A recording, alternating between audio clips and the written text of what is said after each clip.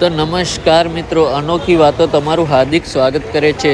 તો મિત્રો, ગુજરાતના સુપ્રસિદ્ધ કલાકાર કહેવાય એવા ગમનભાઈ સાંથલ જેઓ પોતાની દીકરીની બર્થડેની ઉજવણી કરવા દુબઈ ફરવા ગયા અને દુબઈમાં રોલા સોલા જોરદાર પાડ્યા। તો મિત્રો, આપણો બાદશાહ દુબઈમાં પણ પોતાના હાથમાંથી સિગરેટ છોડતો નથી। તો મિત્રો, એકવાર હેપી બર્થડે કહેવાનું ભૂલતા નહીં।